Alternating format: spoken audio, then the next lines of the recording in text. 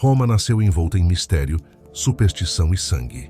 Muito antes de se tornar o coração do maior império do mundo antigo, era apenas uma terra pantanosa às margens do rio Tibre. Ali, entre colinas cobertas de vegetação e tribos rivais, surgiu uma narrativa que moldaria a identidade de um povo por séculos.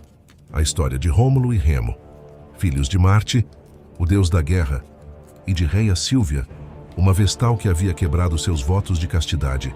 Os gêmeos vieram ao mundo marcados pela transgressão. O rei Amúlio, temendo uma profecia que anunciava sua queda pelas mãos deles, ordenou que fossem lançados ao rio. Mas as águas não os engoliram.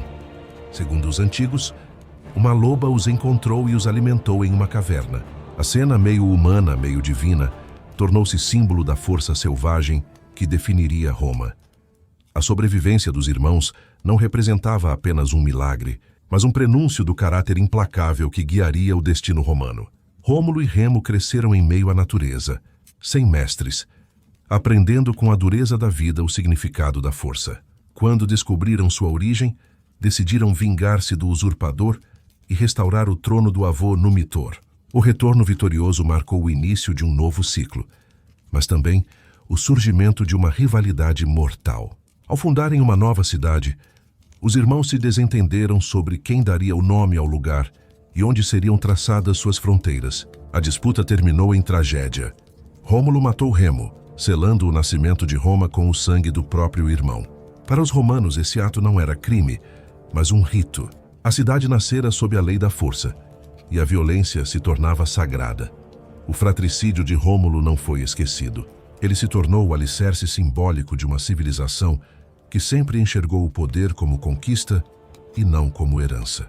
Quando Rômulo assumiu o trono, Roma ainda era um conjunto de cabanas e paliçadas, mas já abrigava uma ideia monumental, a de que os escolhidos pelo destino podiam criar ordem a partir do caos. O novo rei reuniu exilados, fugitivos e escravos, transformando marginais em cidadãos. Para ele, Roma seria o refúgio dos rejeitados, mas também um exército em formação. Essa origem incômoda, muitas vezes omitida pelos cronistas posteriores, revela que o império nasceu de homens sem pátria, pessoas que não tinham nada a perder e tudo a conquistar. Roma nasceu como abrigo da violência e por isso se tornou invencível. Logo, a necessidade de crescer fez surgir um dos episódios mais controversos das origens romanas, o rapto das Sabinas.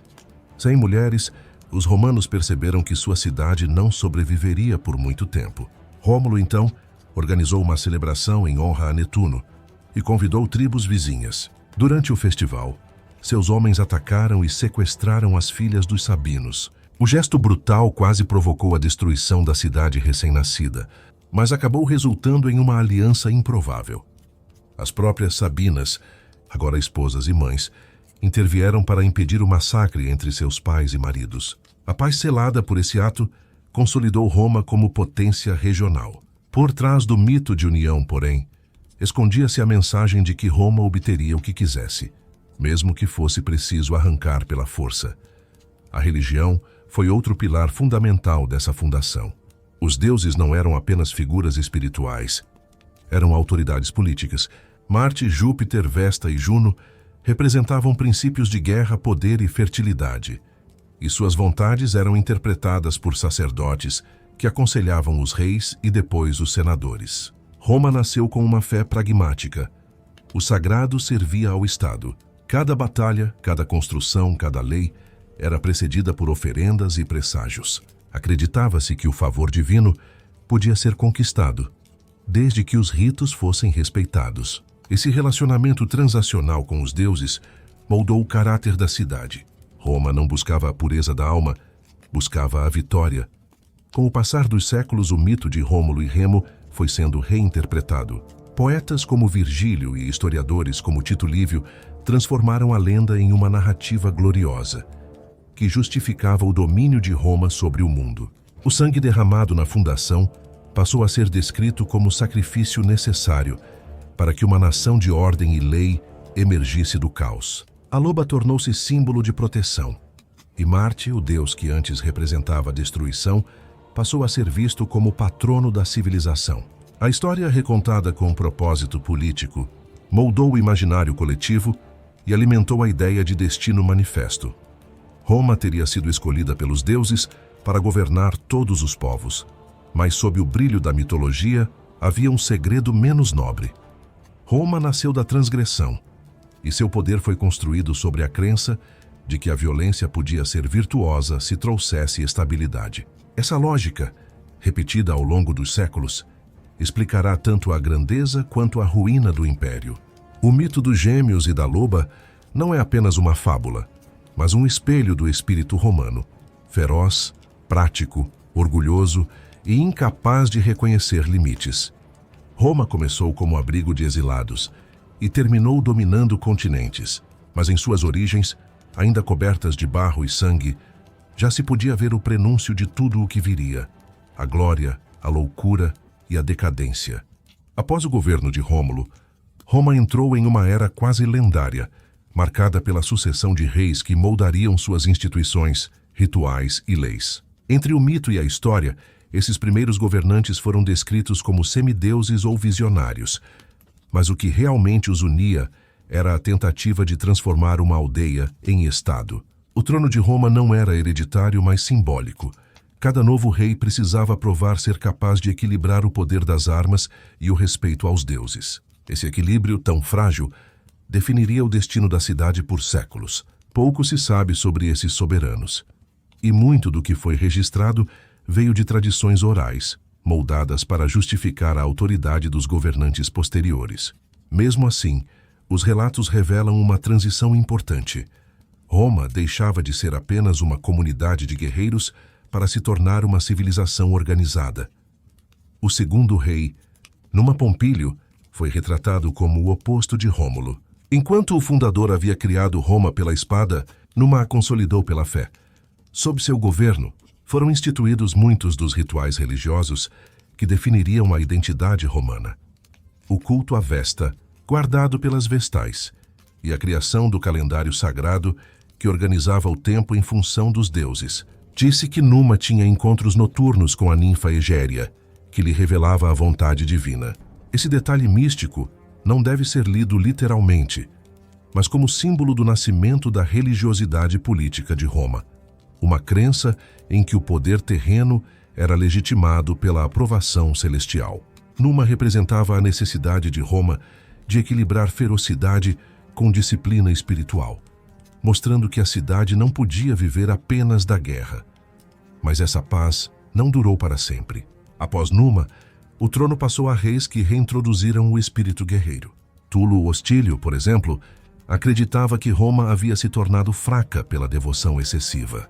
Reacendeu o instinto de conquista e travou guerras contra Alba Longa e outras cidades vizinhas. Foi sob seu governo que ocorreu o famoso duelo entre os Horácios e os Curiácios, 3 irmãos de cada cidade lutando pela soberania de seus povos. A vitória dos romanos consolidou sua posição no Lácio e reafirmou o princípio de que a glória nacional valia mais do que a vida individual.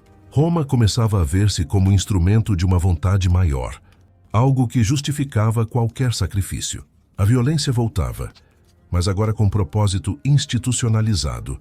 O quarto rei, Anco Márcio, tentou equilibrar novamente fé e poder, mas o crescimento territorial trouxe novos desafios. A cidade começava a se expandir pelas colinas e precisava de infraestrutura. Foi nesse período que surgiram as primeiras pontes sobre o Tibre e as bases do porto de Ostia, que garantiria o domínio romano sobre o comércio regional. Anco também reforçou a importância do direito, criando os primeiros tratados formais entre Roma e outros povos. Assim, a diplomacia nascia junto com a guerra. A cidade deixava de ser uma vila guerreira para se tornar um centro político e econômico. O poder agora tinha rosto, leis e fronteiras. A semente do império estava lançada. Com Sérvio Túlio, o sexto rei, Roma experimentou algo revolucionário: a organização social em classes. Foi ele quem instituiu o censo e dividiu os cidadãos de acordo com sua riqueza, determinando o papel de cada um nas assembleias e no exército. A nobreza romana, os patrícios, consolidou-se nessa época, e os plebeus, embora numerosos, começaram a perceber seu peso político limitado. Essa estrutura social, que sobreviveria até a República, mostrava que Roma estava aprendendo a governar não apenas pela espada, mas pelo controle calculado das desigualdades. Sérvio também reforçou as muralhas da cidade e construiu templos que se tornariam símbolos do poder romano. Seu governo foi longo e, segundo as tradições, marcado por justiça e prosperidade. Mas o que veio depois traria novamente o caos. O último rei de Roma, Tarquínio, o Soberbo, encerrou a monarquia de forma trágica e violenta. Descrito como tirano e cruel, ele governou com arrogância e medo. A lenda mais conhecida de seu reinado envolve seu filho, Sexto Tarquínio, e o crime contra Lucrécia, uma nobre romana. O estupro cometido por ele e o suicídio de Lucrécia provocaram uma revolta generalizada, liderada por Lúcio Júnior Bruto. Essa insurreição derrubou o rei e deu início à República, um novo regime que prometia liberdade, mas que carregava o mesmo instinto de dominação de seus antecessores. A queda da monarquia foi celebrada como libertação, mas, na verdade, marcou apenas a mudança de forma do poder. Apesar de sua importância, os reis foram lentamente apagados da memória oficial de Roma.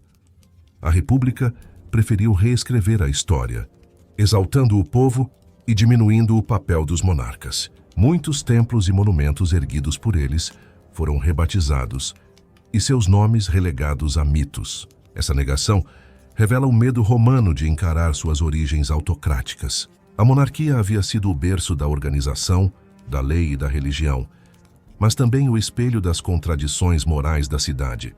Ao esquecer seus reis, Roma acreditava apagar o passado. Mas nenhum império se ergue sobre o esquecimento.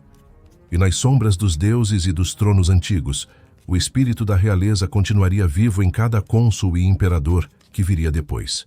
Quando o último rei foi expulso de Roma, o povo acreditou ter quebrado as correntes da tirania. A monarquia caía e um novo regime se erguia sob o nome de República, a coisa pública, o governo dos cidadãos. Era o nascimento de uma era que prometia liberdade, justiça e participação política. No entanto, por trás dos discursos de virtude, a estrutura que emergiu não era tão diferente da que havia antes. O poder foi apenas redistribuído entre novas mãos, as das famílias patrícias, que haviam acumulado riqueza e influência desde os tempos de Sérvio Túlio. O Senado, composto por essas elites, tornou-se o verdadeiro coração do governo. A República Romana nasceu como promessa de igualdade, mas cresceu como um sistema que preservava os privilégios de poucos às custas de muitos. Os cônsules, eleitos anualmente, substituíram os reis no comando militar e administrativo. Em teoria, dividiam o poder e respondiam ao Senado. Na prática, eram representantes das mesmas linhagens que haviam dominado o reino. Para conter abusos, foram criados mecanismos de controle, como o direito de veto dos tribunos da plebe. Mas até esses cargos foram por muito tempo simbólicos. A desigualdade entre patrícios e plebeus tornou-se o motor das tensões internas. A plebe, que constituía a maioria da população, arcava com os impostos, servia nas legiões e sustentava as conquistas, mas era constantemente excluída das decisões políticas. Essa contradição moldaria o espírito romano, uma sociedade que falava de liberdade, mas praticava o domínio. A luta entre patrícios e plebeus se intensificou nas primeiras décadas da República. Em busca de representação real, os plebeus organizaram-se e ameaçaram abandonar a cidade em protesto. Um episódio conhecido como a secessão da plebe. A crise forçou o Senado a negociar, levando à criação do Tribunato da Plebe, cargo que dava a seus titulares o poder de vetar decisões injustas. Apesar disso, a elite romana soube se adaptar, concedia pequenos avanços para preservar o sistema. Essa política de concessões calculadas foi o que manteve Roma unida. Mas havia um custo oculto. A ilusão de liberdade servia como máscara para um regime em que o poder real permanecia concentrado nas mãos de poucos. As instituições republicanas eram estáveis porque sabiam quando fingir ceder. Enquanto as disputas internas ocorriam, Roma começou a expandir suas fronteiras. A cidade, que havia nascido cercada por inimigos, tornou-se a conquistadora do Lácio, depois da Itália e, por fim, do Mediterrâneo. As legiões, compostas por cidadãos comuns, tornaram-se a base da glória nacional. Cada vitória trazia riquezas, escravos e terras, mas também ampliava a distância entre ricos e pobres. Os generais vitoriosos, ao retornarem para Roma, eram recebidos como heróis, e o povo, embriagado pela grandiosidade das procissões triunfais, esquecia as desigualdades que cresciam dentro dos muros da cidade. O sangue vertido nas guerras externas servia para sustentar o luxo interno. Roma prosperava, mas sua alma começava a se corromper. No centro dessa transformação estava o Senado, que com o tempo se tornou um palco de manipulações. A oratória substituiu a espada como arma de poder. A corrupção ganhou forma elegante, escondida sob o verniz da retórica e das leis. Homens como Catão, Cipião e mais tarde Cícero simbolizavam tanto a grandeza quanto a hipocrisia republicana. Defensores da moral pública que, nas sombras, participavam dos mesmos jogos de influência que criticavam. As eleições tornaram-se disputas milionárias, financiadas por promessas de cargos e vantagens. Roma havia criado um sistema em que o dever cívico se confundia com ambição pessoal. A república falava em virtude, mas respirava vaidade. Enquanto isso, o povo, a plebe, se tornava massa de manobra. Os políticos perceberam que, para manter o controle, era preciso alimentar o povo não apenas com pão, mas com distrações. Nasceram assim os jogos públicos, financiados por magistrados em busca de popularidade. Corridas, espetáculos e combates serviam para anestesiar o descontentamento coletivo. Era o início daquilo que séculos depois se chamaria pão e circo. A liberdade, tão celebrada nas praças, já não passava de espetáculo. Roma havia aprendido que controlar as emoções da multidão era mais eficaz do que governar pela força. E quanto mais o povo aplaudia, mais distante ficava da política real. Mesmo com todos os seus vícios, a República forjou o caráter que permitiria a Roma dominar o mundo. Criou instituições sólidas, exércitos disciplinados e uma cultura jurídica que sobreviveria por milênios. Mas o preço dessa estabilidade foi a crescente desigualdade e o envenenamento moral de suas elites. A cada nova conquista, o império informal dos patrícios se expandia. O ideal republicano, o governo de todos, tornava-se uma fábula conveniente. Roma havia derrotado seus reis, mas nunca superou sua essência. A crença de que o poder, uma vez obtido, deveria ser mantido a qualquer custo. A liberdade romana era uma máscara. Por trás dela, o rosto do controle ainda sorria. A República, que nascera como promessa de liberdade, começou a ruir sob o peso de suas próprias contradições. A expansão de Roma havia trazido riquezas incalculáveis, mas também desigualdade e corrupção. O Senado, dominado por uma aristocracia cada vez mais distante da realidade do povo, já não representava a virtude cívica, e sim a manutenção de privilégios. As guerras civis, que antes eram raras, tornaram-se rotina, alimentadas pela ambição de generais que viam nas legiões o caminho mais rápido para o poder. Entre eles, um nome começou a brilhar com força quase divina: Caio Júlio César. Carismático, culto e estrategista, ele representava o novo tipo de líder romano, aquele que entendia que o destino da República não estava mais nas leis, mas nas mãos de quem comandava os exércitos. César iniciou sua ascensão em um cenário de caos político. Como cônsul, soube manipular alianças e rivalidades com maestria, unindo-se a Pompeu e Crasso no chamado Primeiro Triunvirato, uma aliança informal que concentrava poder fora das instituições oficiais. Mas sua verdadeira força estava nas campanhas militares. A conquista da Gália lhe deu glória, dinheiro e lealdade das tropas. As vitórias eram narradas em relatórios que ele mesmo escrevia, uma forma de propaganda que transformava guerra em mito. Enquanto os senadores discutiam em Roma, César construía um império pessoal nas fronteiras. Seu nome ecoava em cada campo de batalha, e o Senado, temeroso, começou a enxergá-lo como ameaça à ordem republicana. A República havia criado o herói que a destruiria. O estopim veio quando o Senado ordenou que César desmobilizasse suas legiões e retornasse a Roma sem armas. Obedecer significava cair nas mãos de seus inimigos. Desobedecer, declarar guerra ao próprio Estado. Em 49 a.C., às margens do rio Rubicão, César tomou a decisão que mudaria para sempre o destino de Roma. Atravessou o rio com suas tropas. Pronunciou as palavras que ficariam marcadas na história. Alea iacta est. A sorte está lançada. Era o fim simbólico da República. As legiões marcharam sobre Roma e Pompeu fugiu para o Oriente. O conflito que se seguiu foi sangrento e devastador. Quando César emergiu vitorioso, não havia mais retorno. Ele se tornara o senhor de Roma, o homem que concentrava em si o poder do povo e dos deuses. Como ditador, César tentou reformar o sistema que havia oprimido as massas por séculos.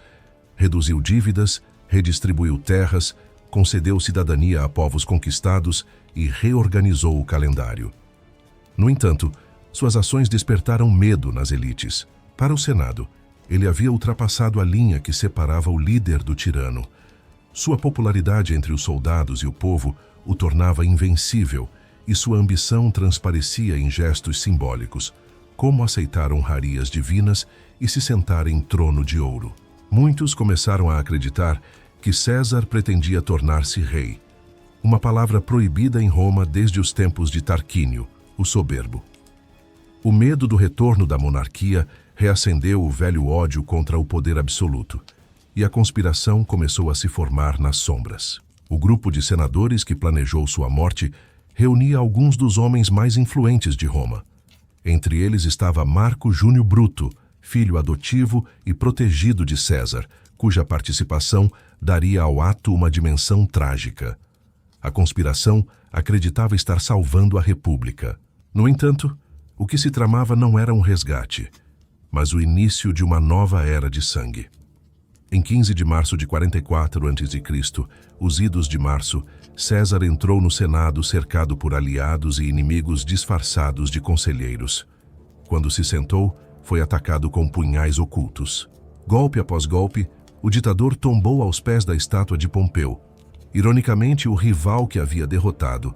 A frase "até tu, Brutus", jamais foi confirmada pelos cronistas, mas sobreviveu porque simboliza a essência de Roma, a traição como parte da política. A morte de César não salvou a República, apenas revelou sua falência. O Senado, dividido e enfraquecido, perdeu qualquer legitimidade que ainda possuía. O povo que havia amado César exigia vingança. Marco Antônio, seu aliado mais próximo, manipulou as emoções da multidão, transformando o funeral em um espetáculo de fúria. As cinzas do ditador foram lançadas no ar, e as ruas de Roma se tornaram um campo de revolta. Daquele caos emergiria uma nova disputa pelo poder, agora entre Marco Antônio, Otávio, o herdeiro adotivo de César, e Lépido. O triunvirato seguinte não era uma tentativa de restaurar a República, mas de controlar sua carcaça. A liberdade já havia morrido. Restava apenas o teatro do poder. Com a ascensão de Otávio Augusto, o ciclo se completaria. A República, sangrando, seria substituída por um império disfarçado de continuidade institucional. O Senado ainda existiria, mas sua voz seria a do imperador. As leis seriam mantidas, mas interpretadas à conveniência do trono. Roma havia se libertado dos reis, mas se ajoelhava agora diante de um príncipe. O sangue de César selou o pacto final entre a ambição humana e o destino histórico. A liberdade, outrora o orgulho romano, transformara-se em mito, e os ecos de sua morte seriam ouvidos por séculos em cada império que tentasse nascer sobre as cinzas de outro. Se essa face sombria da República te faz enxergar Roma com outros olhos, imagine o que ainda está por vir. Inscreva-se e continue comigo nessa jornada até o coração do Império. Após o assassinato de Júlio César, Roma mergulhou em uma nova onda de guerras civis. As facções se formaram rapidamente e cada lado dizia agir em nome da República, mas na prática lutavam pelo poder absoluto. Marco Antônio, o fiel aliado de César, tentou assumir o controle apoiando-se nas legiões do Oriente e na figura magnética de Cleópatra, rainha do Egito. Já Otávio, o jovem herdeiro adotivo de César, movia-se com frieza política. Tinha apenas 19 anos, mas herdara do tio não apenas o nome, e sim a habilidade de compreender o verdadeiro motor de Roma, o exército e a propaganda. Enquanto os senadores debatiam leis, Otávio conquistava generais, promessas e multidões.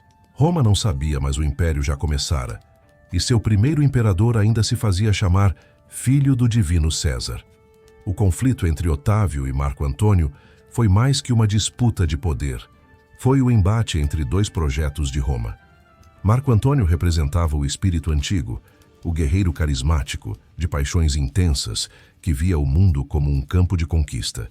Otávio, em contraste, era a encarnação do cálculo e da manipulação.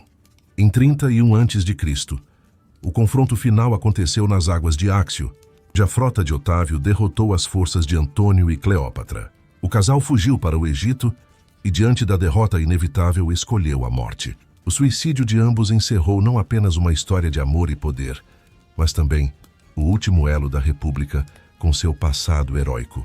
Com seus inimigos eliminados, Otávio retornou a Roma como salvador, mas sua vitória selava a transformação definitiva da cidade em império. Otávio sabia que Roma ainda temia a palavra rei. Assim, criou uma ilusão política genial. Restaurou formalmente a República, devolvendo poderes ao Senado, mas manteve sob seu controle o exército, as finanças e as províncias. Em 27 a.C., recebeu o título de Augustus, o Venerável. Com esse nome, nascia o primeiro imperador de Roma, ainda que sob aparência de cidadão exemplar.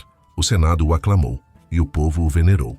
Augusto compreendeu que o verdadeiro domínio não precisava de coroas visíveis, apenas da crença coletiva de que sua autoridade era necessária. Sob seu governo, o império conheceu estabilidade e prosperidade, mas à custa de um silêncio político imposto pela reverência. O poder se tornava religião, e o governante quase um deus vivo.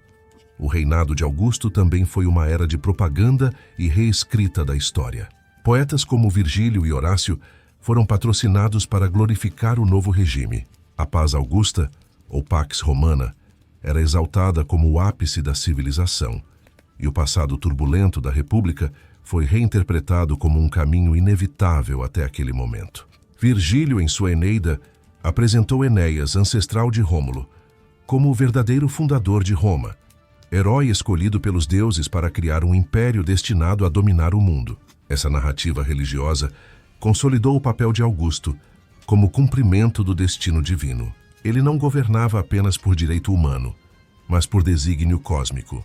A história havia se tornado instrumento do poder, e o mito, sua armadura mais eficaz. Apesar da imagem de serenidade que projetava, o governo de Augusto foi sustentado pela vigilância e pelo medo. Espiões e informantes garantiam que nenhuma conspiração florescesse. As leis morais que ele impôs, como o incentivo ao casamento e à fidelidade, eram tentativas de restaurar uma virtude perdida, mas também ferramentas de controle social. A cidade respirava ordem, mas à custa da liberdade. O Senado, agora dócil, tornara-se palco de elogios, não de debates.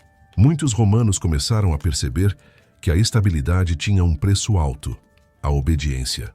O que antes era república havia se transformado em teatro, com Augusto no papel central e o povo como plateia disciplinada.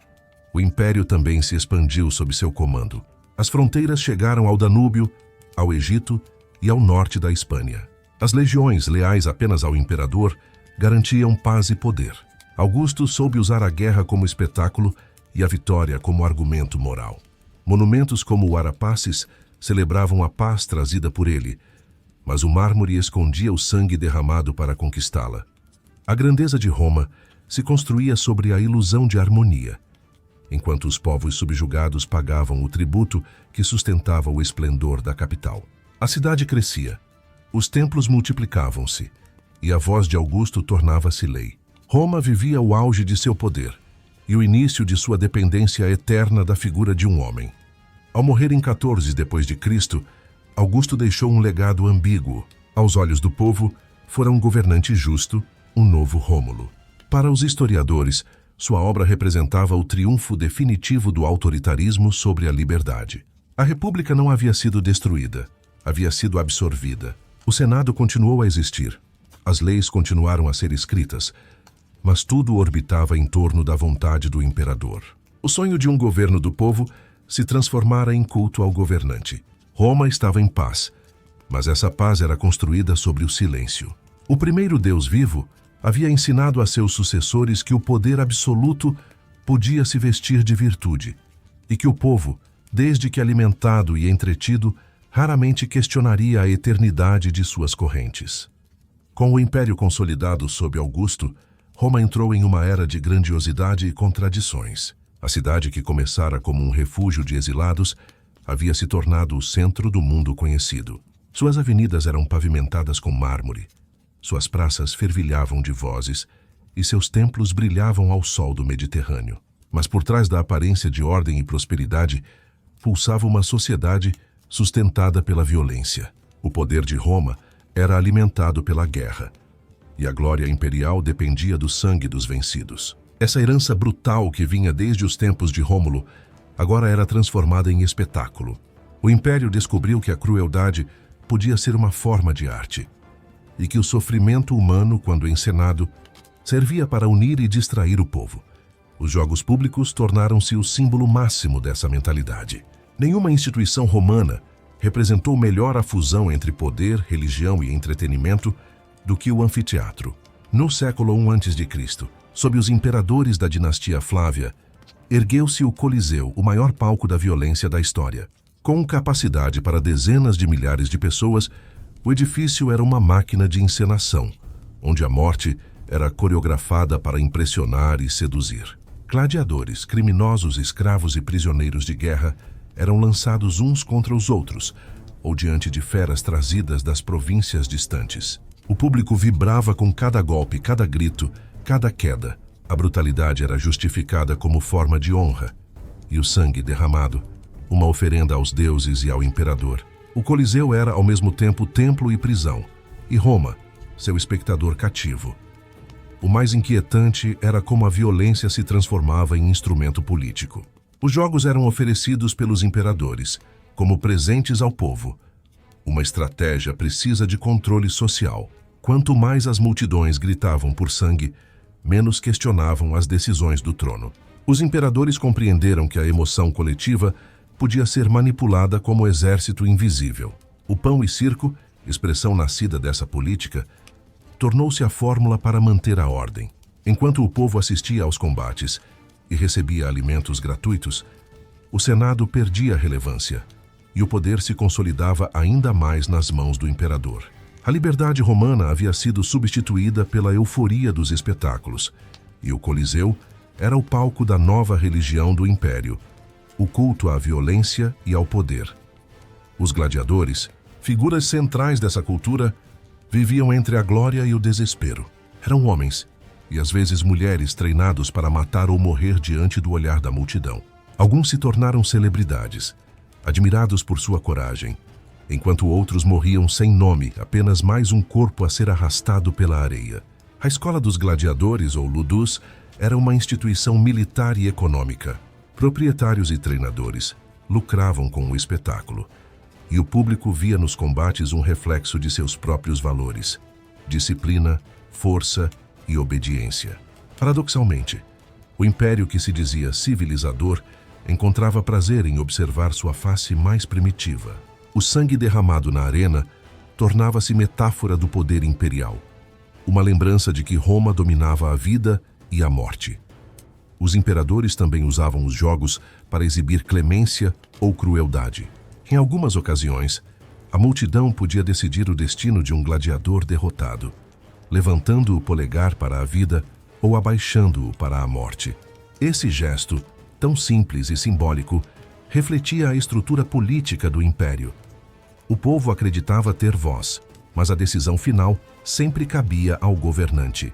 Alguns imperadores, como Tito e Trajano, ofereceram milhares de combates para celebrar vitórias militares. Outros, como Domiciano, usaram as arenas para alimentar o próprio sadismo. A fronteira entre política e perversão tornava-se tênue. O império era sustentado não apenas pela força das legiões, mas pela encenação pública do poder, a demonstração de que o imperador controlava até o destino das almas. Além das arenas, a crueldade se estendia às punições e execuções públicas. Os inimigos do Estado eram mortos de formas exemplares: crucificação, decapitação ou queimados em fogueiras que iluminavam as noites de Roma.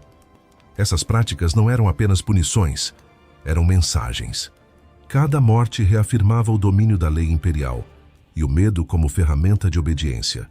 No mesmo coliseu onde gladiadores lutavam, prisioneiros eram condenados a enfrentar animais selvagens diante da multidão.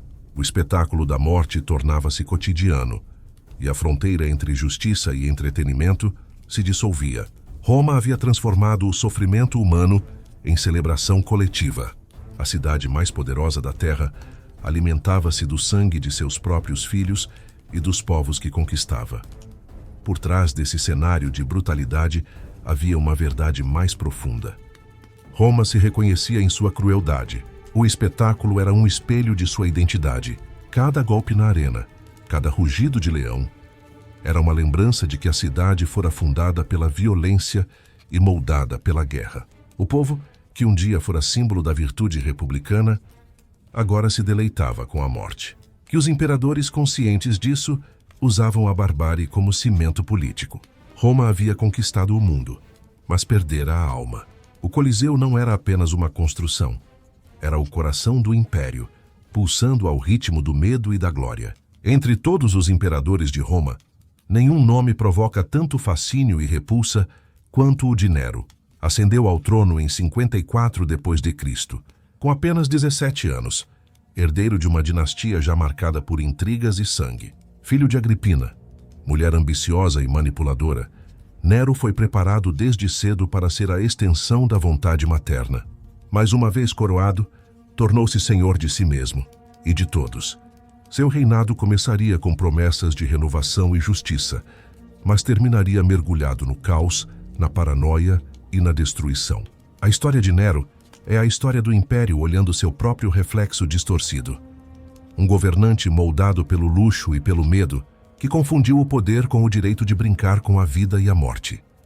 Nos primeiros anos, Roma acreditou ver em Nero um novo Augusto.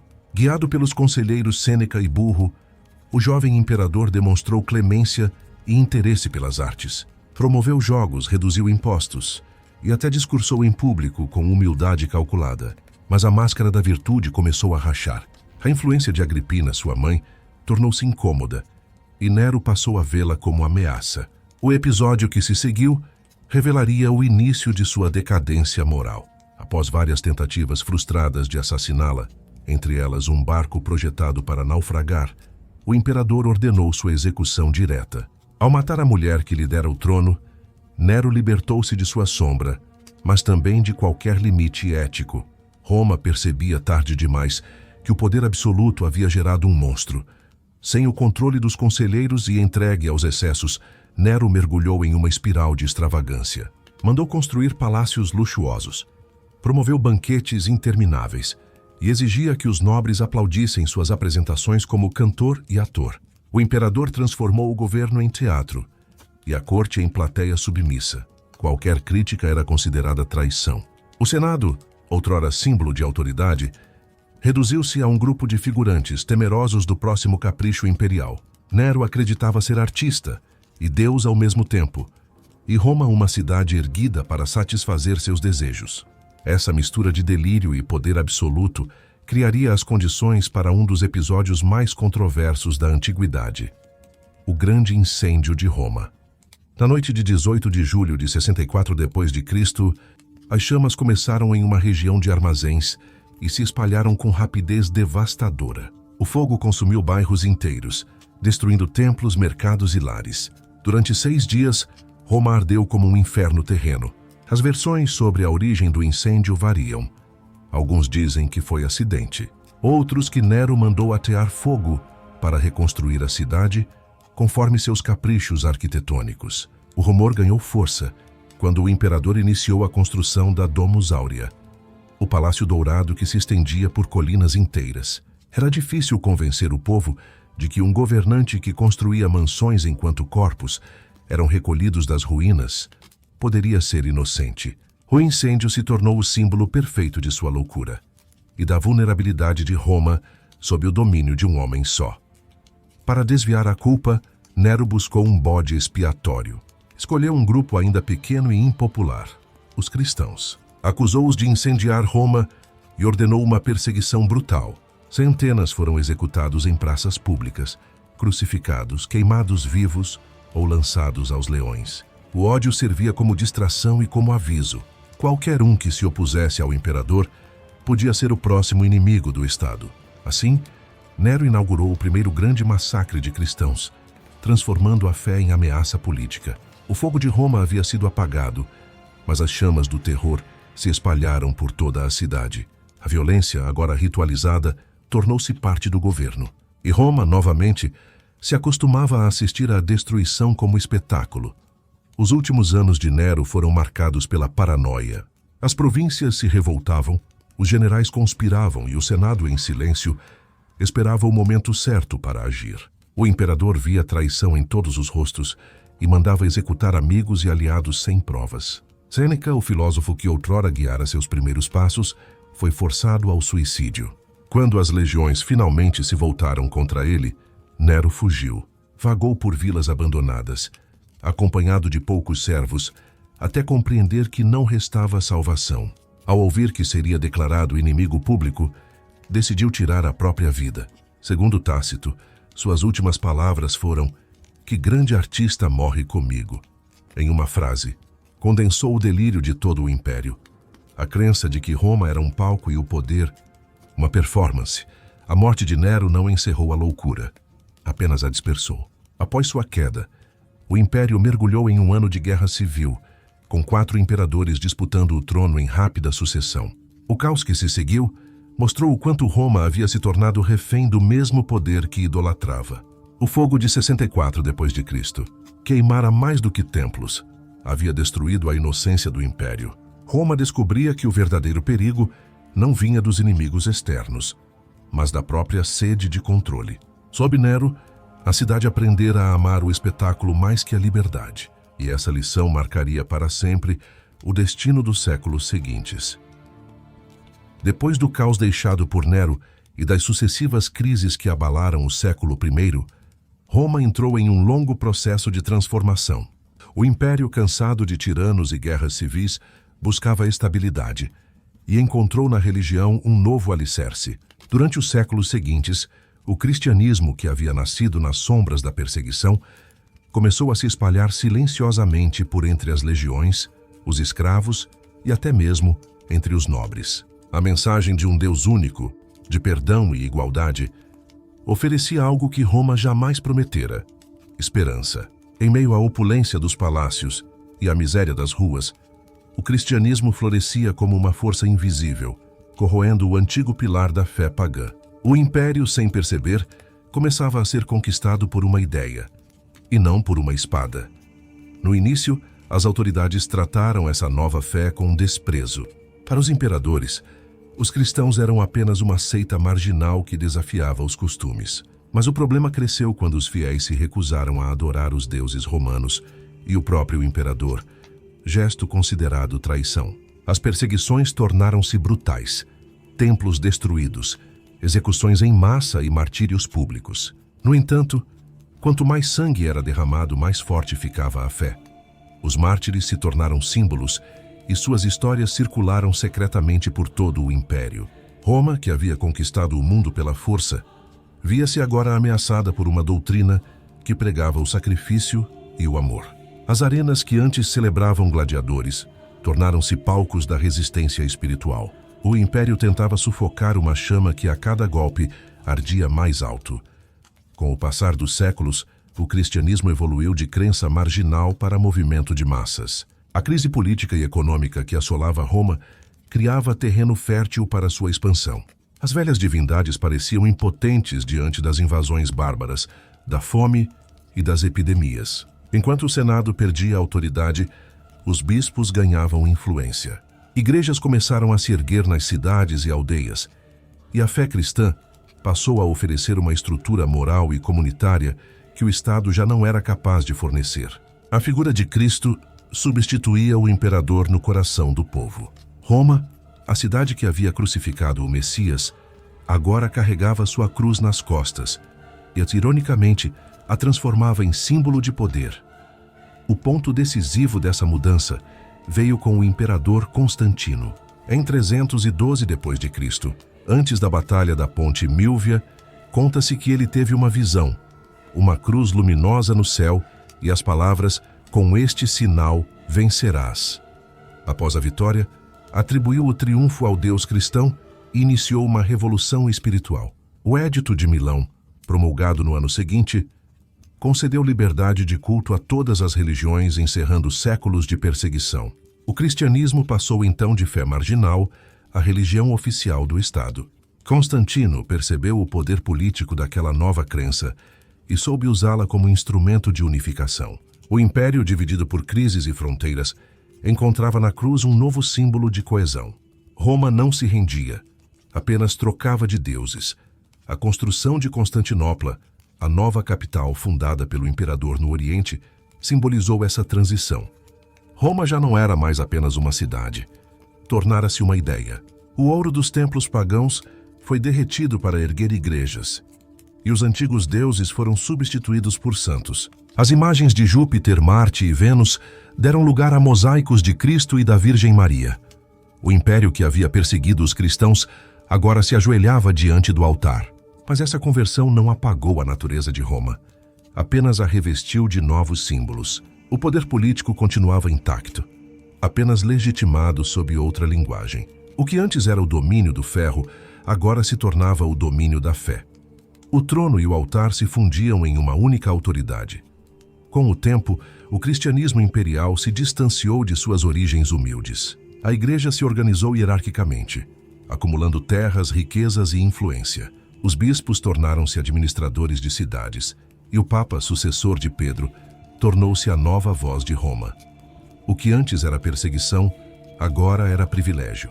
O ouro e a cruz passaram a caminhar juntos, e a espiritualidade deu lugar à política. A fé que nascera nas catacumbas agora morava em palácios. Muitos fiéis começaram a questionar se o império havia se convertido ao cristianismo ou se o cristianismo havia sido conquistado pelo império. Roma havia aprendido a sobreviver adaptando-se, e dessa vez adaptou-se até na alma. A transformação espiritual de Roma foi, ao mesmo tempo, sua salvação e seu prenúncio de ruína. O império parecia unido sob a cruz, mas as divisões internas cresciam. O Oriente e o Ocidente já não falavam a mesma língua, nem adoravam o mesmo modo de poder. As legiões enfraqueciam, os invasores se aproximavam, e a nova fé servia mais como anestesia que como remédio. Roma havia trocado o culto aos deuses por uma promessa de eternidade, mas o tempo, indiferente às orações, continuava a corroer seus alicerces. O ouro brilhava, a cruz reluzia, e nas sombras o império começava a desmoronar. O império que parecia indestrutível começou a ruir não com um golpe, mas com o peso do próprio tempo. Roma, que durante séculos havia ditado leis, erguido monumentos e conquistado povos, agora se curvava sob o fardo da decadência. O ouro que brilhava nas cúpulas das igrejas contrastava com as ruas cheias de fome. As legiões, outrora símbolo do poder absoluto, já não tinham forças para defender as fronteiras. Nas províncias distantes, os generais lutavam mais entre si do que contra os invasores. O Senado tornara-se um eco de um passado morto, e o povo, cansado e descrente, buscava apenas sobreviver. Roma havia trocado sua glória por luxo e sua disciplina por indiferença. Era o início do crepúsculo, o lento apagar da chama que um dia iluminou o mundo. Os invasores bárbaros, que por séculos haviam sido tratados como selvagens, começaram a cercar as fronteiras do império. Visigodos, vândalos, hunos, nomes que o povo romano pronunciava com medo, avançavam como uma sombra sobre a civilização. Em 410 d.C., o impensável aconteceu. Roma foi saqueada, as muralhas sagradas foram violadas, os templos profanados e as estátuas dos deuses quebradas. O choque foi espiritual antes de ser militar. Como podia o império dos deuses cair diante de povos que não falavam latim? Os cronistas da época buscaram respostas em profecias, pecados e conspirações divinas. Mas a verdade era mais simples. Roma havia apodrecido por dentro e o golpe final veio de fora apenas para completar o que já estava condenado. Os cristãos viram na queda um castigo celestial. Os antigos, uma traição dos deuses esquecidos. O império, dividido entre fé e superstição, perdeu o senso de si. O Oriente sobreviveu por mais alguns séculos sob o nome de Império Bizantino. Mas o Ocidente, coração da velha Roma, desmoronou em silêncio. A cidade eterna tornava-se mortal. E, no entanto, mesmo diante da ruína, Roma não desapareceu por completo. Suas leis, sua língua e suas ideias se infiltraram nas civilizações que vieram depois. O império morreu, mas sua sombra permaneceu, moldando reinos, igrejas e impérios futuros. Roma havia caído, mas também havia se transformado em mito. O corpo pereceu, o espírito não. Nas últimas décadas do império, conspiradores e visionários multiplicaram-se. Houve quem dissesse que a verdadeira Roma não fora destruída, mas escondida, preservada em ordens secretas, em mosteiros e entre famílias nobres que juraram manter viva a sabedoria antiga. Outros afirmavam que os imperadores nunca haviam perdido o controle, apenas trocado a coroa pela tiara papal, transformando o poder militar em poder espiritual. Essas teorias, ecoadas por séculos, alimentaram a lenda de que Roma ainda governa o mundo, invisível sob outras formas. E se for verdade? E se o império jamais tiver terminado, apenas mudado de rosto? Essa é a pergunta que ecoa até hoje nos corredores da história. A conspiração da queda de Roma é também a história da origem do mundo moderno. Cada império posterior, do Sacro Império Romano Germânico às potências europeias, carregou em si o desejo de ser a nova Roma, o poder de dominar, legislar e eternizar o próprio nome. O que caiu no século V não foi uma cidade, mas uma ideia, a de que o homem poderia ser Deus. Roma provou que todo império nasce de um sonho e morre de um excesso de confiança. Quando o último imperador, Rômulo Augustulo, foi deposto em 476 d.C., o destino fechou o círculo iniciado com Rômulo, o fundador. O primeiro e o último partilhavam o mesmo nome e o mesmo destino: erguer-se sobre sangue e cair sobre ruínas. O colapso de Roma deixou uma cicatriz profunda na humanidade. A Idade Média nasceu de suas cinzas, e com ela novos reinos, novas crenças e novos mitos. Mas nenhum deles conseguiria apagar a lembrança da cidade que dominara o mundo. Os povos bárbaros que invadiram Roma acabaram adotando sua língua, suas leis e sua fé. O império estava morto, mas seu espírito se infiltrou nos séculos, como um fantasma que se recusa a desaparecer. Roma não caiu em um dia nem em um século. Ela se dissolveu lentamente dentro de nós. Cada governo autoritário, cada monumento de poder, cada ambição imperial traz, consciente ou não, o eco de Roma. E é nesse ponto que nossa jornada se cruza com a curiosidade dos que ainda buscam compreender o passado. A história de Roma não contada é também a história da humanidade, de sua glória, sua ganância e sua queda. Mas agora eu quero ouvir de você, viajante do tempo que acompanha o Reinos Esquecidos.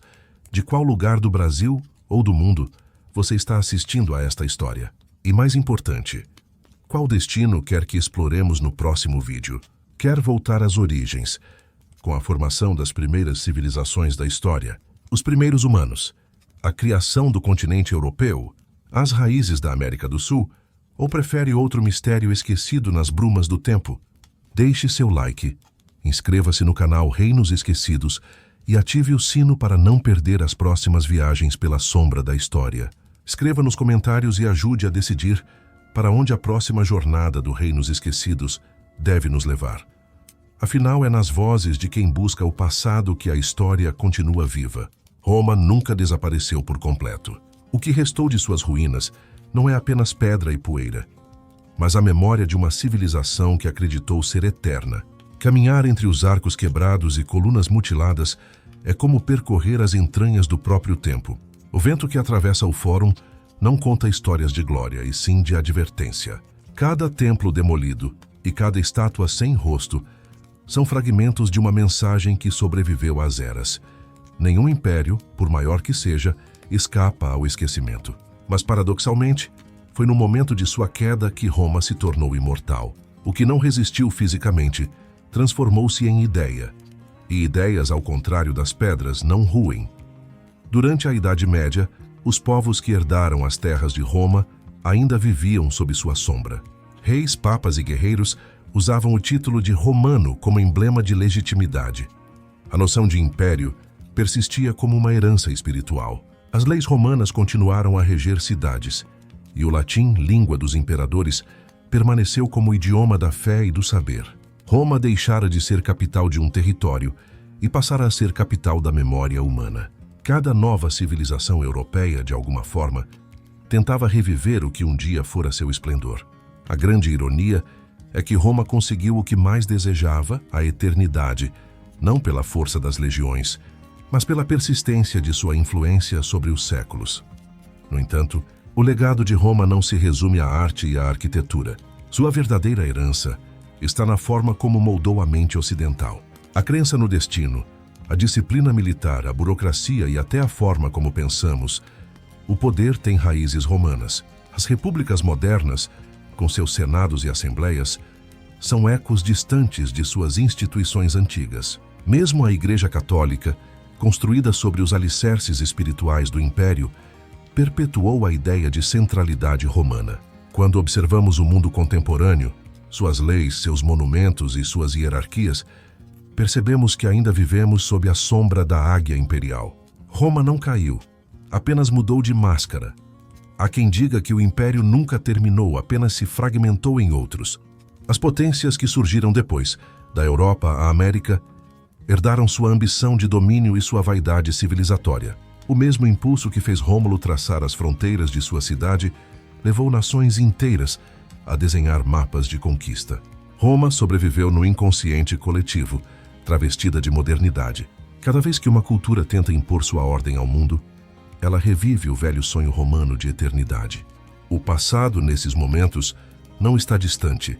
Está disfarçado nas decisões de cada governo, nas ruínas que chamamos progresso e nos símbolos de poder que repetem o mesmo ciclo de ascensão e queda.